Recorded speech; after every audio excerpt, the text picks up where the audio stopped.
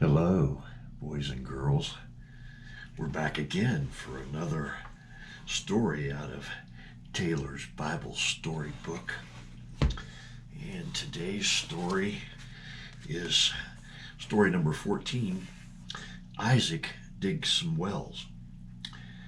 One time there was a famine in the land. A famine means that there isn't enough food.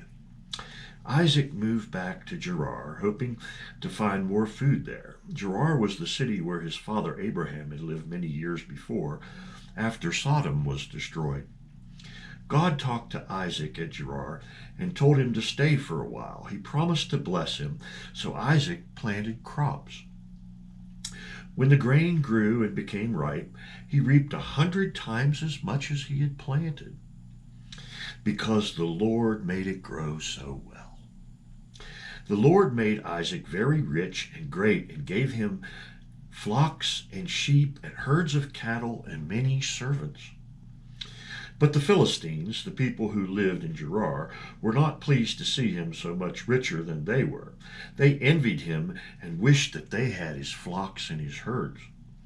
Then the king of the country came and told Isaac to go away. So Isaac went away and found another place to live, a valley where there were some wells his father Abraham had dug when he was in Gerar. But the Philistines had filled them with dirt, so he couldn't get any water from them. Isaac took out the dirt, and his servants dug a new well too.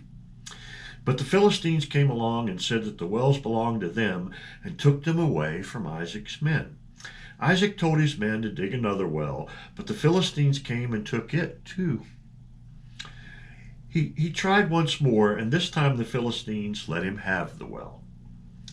Later, Isaac moved to Beersheba, another place where his father Abraham had once lived.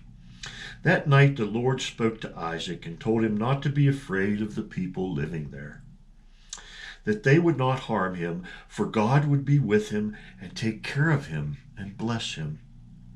Then Isaac built an altar, and he worshipped the Lord. Soon afterwards, the king of the Philistines, who had told Isaac to go away, came from Gerar with 2 friends to visit Isaac. Isaac asked them why they had come, since they had hated him and sent him out of their country.